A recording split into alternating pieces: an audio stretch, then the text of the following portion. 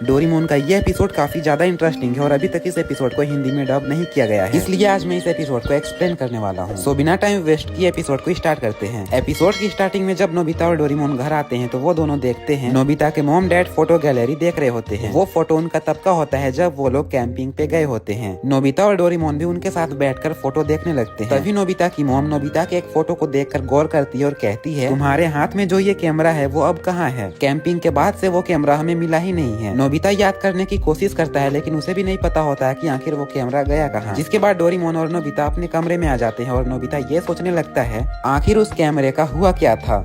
इस बात का पता लगाने के लिए डोरेमोन अपने पॉकेट से एक प्रोजेक्टर कैमरा वाला गैजेट बाहर निकालता है और फिर डोरेमोन उस गैजेट के अंदर नोबिता का एक कैंपिंग वाला फोटो डालता है। फोटो अंदर डालते ही वो प्रोजेक्टर नोबिता का वो कैंपिंग वाला फोटो दीवार पे शो कर देता है और तभी डोरेमोन दौड़ते हुए उस फोटो के अंदर चला जाता है। ये देखकर नोबिता काफी ज्यादा शॉक्ड हो जाता है। जिसके बाद नोबिता भी उस फोटो के अंदर चला जाता है और डोरेमोन और नोबिता वहीं पर पहुंच जाते हैं जहाँ पर वो लोग कैंपिंग करने के लिए गए होते हैं। डोरेमोन नोबिता से कहता है इस गैजेट की मदद से हम उसी जगह पे आ जाते हैं जो जगह फोटो पे दिखाया जाता है।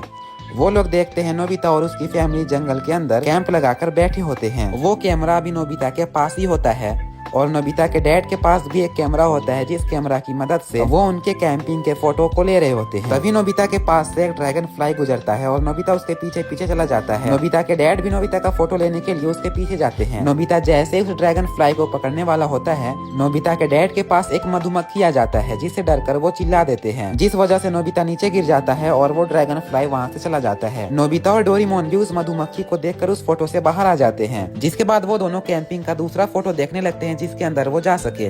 तभी उन दोनों को एक फोटो दिखाई देता है जिस फोटो के अंदर नोबिता और डोरेमोन एक माउंट के ऊपर खड़े होते हैं लेकिन वहाँ पर उनके पास वो कैमरा नहीं होता है और ये देखकर उन दोनों को लगता है कि शायद यहीं पर से हमारा कैमरा गुम गया होगा। इसलिए वो दोनों उस फोटो के अंदर चले जाते हैं। लेकिन फोटो के अंदर जाने के बाद वो दोनों देखते हैं कि अभी भी वो कैमरा उनके पास ही है, बस पिक्चर क्लिक कराने के टाइम वो लोग उस कैमरा को अपने डैड को दे दिए थे। तभी हम देखते हैं शिजुका उनके घर आती है। नोबिता की मॉम शिजुका से कहती है कि वो दोनों अपने कमरे में ही है, इसलिए शिजुका तुरंत ही उनके कमरे में चली जाती है। लेकिन वो देखती है कि नोबिता के कमरे पे डोरेमोन और नोबिता है ही नहीं। तभी डोरेमोन और नोबिता भागते हुए उस फोटो से बाहर आते हैं और ये देखकर शिजुका बहुत ही ज्यादा डर जाती है। नोबिता शिजुका को उस प्रोजेक्टर के बारे में बताता है और शिजुका सब कुछ समझ जाती है। तभी डोरेमोन एक कैंपिंग के पिक्चर में कुछ नोटिस करता है और वो देखकर उसे काफी अजीब लगता है, इसलिए वो लोग उसी पिक्चर के अंदर जाते हैं। उस पिक्चर के अंदर डोरेमोन और नोबिता नदी पर मछलियां पकड़ रहे होते हैं और उनका कैमरा नदी के किनारे साइड में रखा होता है। तभी वो लोग देखते हैं कि उनके कैमरे के पास एक मंकी आ जाता है। जो मंकी धीरे धीरे आगे बढ़ता है और वो कैमरा लेकर वहाँ से भाग जाता है। लेकिन मंकी को भागते हुए डोरेमोन, शिजुका और नोबिता देख लेते हैं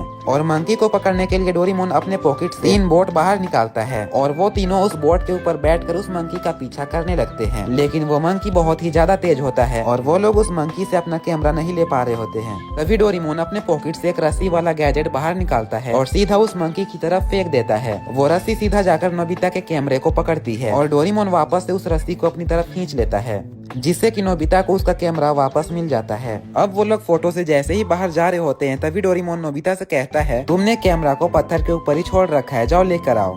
नोबिता भागते हुए कैमरा वापस लाने जा ही रहा होता है तभी उसका पैर पिछल जाता है जिससे कि वो वहीं पर गिर जाता है और उसके पैर से लगकर कैमरा सीधा पानी के अंदर चला जाता है। और एंड दी एंड इतनी कोशिश करने के बाद भी नोबिता को उसका कैमरा नहीं मिलता है और ये एपिसोड यहीं पर एंड हो जाता है। डोरेमोन का ये एपिसोड बहुत ही ज्यादा इंटरेस्टिंग है और ये एपिसोड अभी तक हिंदी में डब नहीं किया गया है, तो इसलिए आज मैं इस एपिसोड को एक्सप्लेन करने वाला हूँ। तो बिना टाइम वेस्ट किए एपिसोड को स्टार्ट करते हैं। एपिसोड की स्टार्टिंग में हमें नोबिता का स्कूल दिखाया जाता है। स्कूल के अंदर नोबिता बैठकर लड़कियों से बातें कर रहा होता है। तभी हम देखते हैं कि उसके पास एक इरेजर आकर गिरता है। तभी हम देखते हैं जियान और कुछ लड़के एक बेंच पर इरेजर फाइट कर रहे होते हैं। अब हम सबको भी पता है कि कोई सा भी गेम हो जियान से कोई जीत ही नहीं सकता है और यहाँ पर भी जियान से कोई भी नहीं जीत पाता है। तभी उन्हें देखने के लिए नोबिता वहाँ पर पहुँचता है। लेकिन तभी जियान और सुनियो नोबिता से कहते हैं, तुम्हारा यहाँ पर कोई भी काम नहीं है। ये बोलकर वो लोग नोबिता के ऊपर हंसने लगते हैं। थोड़ी देर बाद स्कूल की छुट्टी हो जाती है और नोबिता वापस घर आ जाता है। लेकिन जैसे ही नोबिता घर के अंदर जाने वाला होता है वो गार्डन पर अपनी मोम को देखता है जो कि छत की तरफ देख रही होती है। नोबिता अपनी मोम से कहता है, आखिर आप यहाँ पर क्या कर रही हो? जिस पर नोबिता की मोम कहती है, डोरेमोन छत की सफाई कर रहा है। पर नोबिता देखता है वहाँ पर डोरेमोन है ही नहीं। जिसके बाद नोबिता अपने रूम में आ जाता है जहाँ पर वो डोरेमोन को देखता है। डोरेमोन एक कारपेट पर लेटकर अजीब सी हरकतें कर रहा होता है। नोबिता डोरेमोन से कहता है कि आखिर तुम यहाँ पर कर क्या रहे हो, जिस पर डोरेमोन उससे कहता है मैं छत की सफाई कर रहा हूँ। तभी डोरेमोन के सनग्लास से हम देखते हैं एक पोछा जो कि छत की खुद से सफाई कर रहा होता है। डोरेमोन की बॉडी जैसे रिएक्ट करती है वो पोछा भी वैसा ही रिएक्ट करता है और ऐसे करके छत की और चिमनी की पूरी सफाई हो जाती है। सफाई होने के बाद जैसे ही नोबिता की मोम उस पोछे को धोने लगती है, डोरेमोन बहुत ही ज्यादा घबरा जाता है और अपने गैजेट को ऑफ कर देता है। जिसके बाद नोबिता डोरेमोन से उस गैजेट के बारे में पूछता है और माफ करना मैं उस गैजेट का नाम ट्रांसलेट नहीं कर पाया, लेकिन गैजेट का यूज कुछ ऐसे होता है कि उसके साथ कुछ स्टार्स मिलते हैं, जिन स्टार को किसी भी चीज पर लगाने के बाद हम उन कारपेट के ऊपर कोई भी हरकत करे वो चीज भी सेम वही हरकत करने लगेगी, जैसे डोरेमोन ने अभी उस पोछे के साथ किया था। यह चीज जानने के बाद नोबिता ग्राउंड में आ जाता है और डायरेक्ट जियान को चैलेंज कर देता है इरेजर फाइट के लिए। सुनियो नोबिता से कहता है आखिर तुम्हारे अंदर इतना हिम्मत कहाँ से आ गया कि तुम डायरेक्ट जियान को फाइट के लिए चैलेंज कर रहे हो। नोबिता उनसे कुछ नहीं कहता है, जिसके बाद वो लोग फाइट स्टार्ट कर देते हैं। जियान अपने इरेजर से नोबिता के इरेजर पर अटैक करता है, जिससे नोबिता का इरेजर बस नीचे गिरने ही वाला होता है, लेकिन तभी नोबिता का इरेजर नीचे गिरने से पहले रुक जाता है, क्योंकि उस इरेजर के ऊपर डोरेमोन का स्टार लगा होता है जो कि उस गैजेट का एक हिस्सा होता है। ये देखकर वो लोग बहुत ही ज्यादा हैरान हो जाते हैं। जिसके बाद नोबिता कहता है अब मेरी बारी, और ये बोलकर वो जियान के इरेजर के ऊपर अटैक कर देता है, लेकिन नोबिता का एम बहुत ही ज्यादा खराब जाता है, जिसे देखकर जियान और सुनियो हंसने लगते हैं। लेकिन तभी हम डोरेमोन को देखते हैं जो कि नोबिता के रूम में उस कारपेट के ऊपर गोल गोल घूमने लगता है, जिससे नोबिता का इरेजर भी घूमकर जियान के इरेजर के ऊपर अटैक करता है, लेकिन जियान का इरेजर नीचे गिरने से बच जाता है। जियान दोबारा से नोबिता के इरेजर के ऊपर जैसे ही अटैक करता है, नोबिता का इरेजर जियान के इरेजर के रास्ते से हट जाता है, जिससे कि जियान का इरेजर इस बार नीचे गिर जाता है। ये देखकर वो लोग बहुत ही ज्यादा शॉक हो जाते हैं और नोबिता खुशी से उछलने लगता है, जिसके साथ साथ डोरेमोन भी खुशी से उछलने लगता है और डोरेमोन के साथ वो इरेजर भी खुशी से उछलने लगता है, जिसे सुनियो नोटिस कर लेता है और वो नोबिता से कहता है आखिर ये है क्या। उन्हें पता चल जाता है कि नोबिता ने डोरेमोन का कोई गैजेट यूज किया है, और ये जानने के बाद जियान और सुनियो नोबिता को मारने के लिए उसके पीछे भागने लगते हैं। वो लोग नोबिता को दौड़ाकर पकड़ ही लेते हैं, लेकिन तभी वो लोग एक टीवी में देखते हैं हिप हॉप डांस की कंपटीशन हो रही होती है, और ये देखकर नोबिता के दिमाग में एक आइडिया आता है, जिस आइडिया को वो जियान और सुनियो के कान में बोलता है। इधर हम शिजुका को देखते हैं जो कि अपने रूम में बैठे बैठे बोर हो रही होती है। तभी उसे बाहर से कुछ आवाज आता है। जैसे ही वो गेट खोलती है उसके रूम में एक बॉक्स आ जाता है, जो बॉक्स सीधा जाकर शिजुका के डेस्क के ऊपर बैठ जाता है और अपने आप ओपन हो जाता है। उस बॉक्स के अंदर बहुत सारे स्टेशनरी के सामान होते हैं। उनमें से कुछ सामान जैसे पेन पेंसिल निकलकर बाहर डांस करने लगते हैं। उनका डांस देखकर शिजुका को काफी ज्यादा मजा आता है। तभी सीन शिफ्ट होती है सुनियो के घर में, जहाँ पर हम देखते हैं नोबिता, जियान, सुनियो और डोरेमोन हिप हॉप कॉस्ट्यूम पहनकर सुनियो के रूम में उस कारपेट के ऊपर खड़े होते हैं। वो लोग बारी बारी से शिजुका को अपना परफॉर्मेंस दिखाने लगते हैं, लेकिन अचानक से ही उनका परफॉर्मेंस रुक जाता है। तभी हम देखते हैं कि सुनियो के रूम में उसकी मोम आ जाती है, जो कि उन्हें डांट कर वहाँ से भगा देती है। थोड़ी देर बाद ही उनका परफॉर्मेंस फिर से चालू हो जाता है। अब वो लोग सुनियो के घर के गार्डन में आकर परफॉर्मेंस करने लगते हैं, जिसके बाद वो चारों चार कैरियन को कंट्रोल करने लगते हैं और अपने अपने कैरियन से अपना अपना नाम लिखकर अपना फेस भी बना देते हैं, जिसे देखकर शिजुका काफी ज्यादा खुश हो जाती है। लेकिन जैसे ही वो उनका नाम पढ़ती है वो थोड़ा सा हंसती है। तभी वो लोग भी देखते हैं कि नोबिता ने अपने नाम का स्पेलिंग ही गलत लिखा है, और वो लोग भी नोबिता के ऊपर हंसने लगते हैं और ये एपिसोड यहीं पर एंड हो जाता है। शिनचैन की ये हॉरर एपिसोड बहुत ही ज्यादा क्रीपी है। शिनचैन की इस हॉरर एपिसोड को आज तक हिंदी में डब नहीं की गई है, तो चलो देखते हैं कि आखिर इस एपिसोड में ऐसा क्या है जिस वजह से ये एपिसोड इतना ज्यादा क्रीपी है। एपिसोड की स्टार्टिंग होती है और हम शिनचैन, बोचैन, मसाओ और कजामा को देखते हैं। वो तीनों बहुत ही ज्यादा उदासी के साथ नैनी के पास जा रहे होते हैं, क्योंकि नैनी ने उन्हें आज अपने साथ घर घर खेलने के लिए बुलाया होता है, जिस बात से ये चारों बहुत ही ज्यादा उदास थे।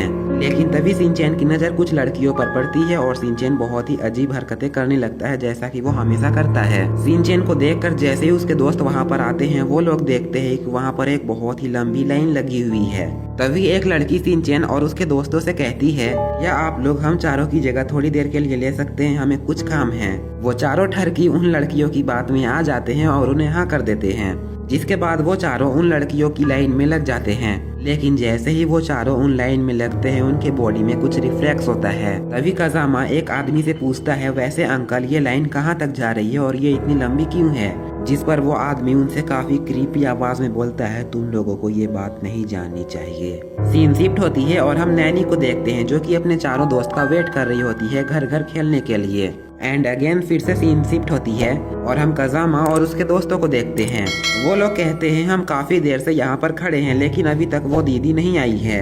वो लोग बोर होकर कहते हैं कि अब हमें यहाँ से चलना चाहिए, लेकिन जैसे ही वो लोग उस लाइन से बाहर निकलने की कोशिश करते हैं वो ऐसा नहीं कर पाते हैं और वहीं पर खड़े रह जाते हैं। उन्हें बहुत ही ज्यादा अजीब लगता है और वो लोग वहाँ से बाहर निकलने की कोशिश करने लगते हैं, लेकिन काफी कोशिशों के बाद भी वो लोग बाहर निकल नहीं पाते हैं। तभी वही आदमी उनसे डीप आवाज में कहता है, तुम लोग तब तक यहाँ से नहीं निकल सकते हो जब तक तुम लोगों की लाइन कोई नहीं ले लेता है। जैसे कि तुम लोगों ने उनकी लाइन ली तो वो लोग यहाँ से निकल पाए, लेकिन अगर तुम लोग चाहते हो कि अब हम भी यहाँ से बाहर निकल जाए तो तुम लोगों को अपनी जगह में किसी को खड़ा करना पड़ेगा। ये सुनकर वो लोग काफी ज्यादा शॉक्ड हो जाते हैं, लेकिन फिर वो लोग कोशिश करने लगते हैं कि अब हमें अपनी जगह में किसी को खड़ा करना ही होगा और इसलिए वो लोग रास्ते में पार होने वाले लोगों को अपने पास बुलाने लगते हैं। तभी शिनचैन की नजर नैनेको दीदी पर पड़ती है और नैनेको दीदी को देखकर शिनचैन बहुत ही ज्यादा खुश हो जाता है और तुरंत ही शिनचैन नैनेको दीदी के पास चला जाता है। लेकिन हैरानी की बात तो यह है कि शिनचैन ने अपनी जगह पर किसी को खड़ा भी नहीं किया और वह बाहर निकल गया लाइन से।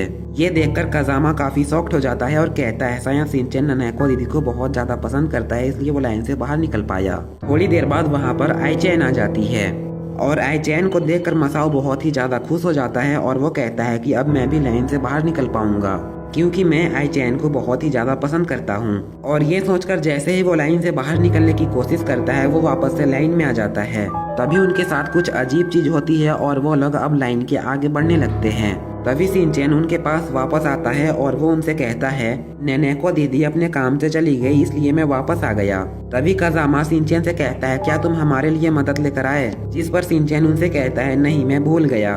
और फिर शिनचैन वापस से लाइन में आकर खड़ा हो जाता है। ये देखकर कजामा, मसाओ और बोचैन बहुत ही ज्यादा परेशान हो जाते हैं और शिनचैन को डांटने लगते हैं क्योंकि उनकी जो आखिरी उम्मीद थी वो वापस से आकर लाइन में खड़ा हो गया। थोड़ी देर बाद वो लाइन फिर से आगे बढ़नी शुरू हो जाती है। शिनचैन और उसके दोस्त ना चाहते हुए भी लाइन से आगे बढ़ने लगते हैं। थोड़ी देर बाद वो लोग एक छोटे से घर के पास पहुंच जाते हैं जहां पर लाइन में जितने भी लोग खड़े थे वो लोग एक एक करके उस घर के अंदर जाने लगते हैं। तभी वही क्रीपी आदमी उनसे कहता है, इस घर में आज तक जितने भी लोग अंदर गए हैं वो लोग वापस कभी भी नहीं आए हैं और अब तुम लोग भी यहाँ पर हमेशा हमेशा के लिए कैद हो जाओगे और कभी भी बाहर नहीं आ पाओगे। एक एक करके सभी लोग उस घर के अंदर चले जाते हैं और जब उस आदमी का बारी आता है तो वो शिनचैन और उसके दोस्तों से कहता है, मैं अंदर जा रहा हूँ और मैं अंदर जाने के बाद तुम लोगों का इंतजार करूंगा। ये सुनकर वो लोग बहुत ही ज्यादा घबरा जाते हैं और मसाओ तो रोने लगता है। वो लोग कहते हैं कि हम लोग किसी भी हाल में अंदर नहीं जा सकते हैं। तभी हम देखते हैं कि नैनी बहुत गुस्से में वहाँ पर आ जाती है और वो उनसे कहती है, आखिर तुम लोग यहाँ पर क्या कर रहे हो? तभी अचानक से वो छोटा सा घर लाइन में लगे सभी लोगों को अंदर खींचने लगता है। शिनचैन और उसके सभी दोस्त जैसे ही उस घर के अंदर जाने वाले होते हैं, नैनी का स्क्रिप्ट लिखा हुआ एक पेपर उस घर के डोर में जाकर चिपक जाता है, जिस पेपर में लिखा हुआ होता है फिनिश्ड। और तभी वो घर अचानक से बंद हो जाता है और तभी हमें दिखाया जाता है कि उस लाइन में जितने भी लोग खड़े थे और बहुत देर से लाइन में लगे हुए थे वो लोग अचानक से कहीं पर गायब हो जाते हैं और उनका नामो निशान वहाँ पर नहीं होता है। तभी हमें प्रिंसिपल सर को दिखाया जाता है जो कि एक अंधेरे कमरे में अकेले बैठे होते हैं और बहुत ही क्रीपी स्माइल के साथ कुछ कह रहे होते हैं। और यहीं पर हमारा ये एपिसोड बहुत ही मिस्टीरियस तरीके से एंड हो जाता है।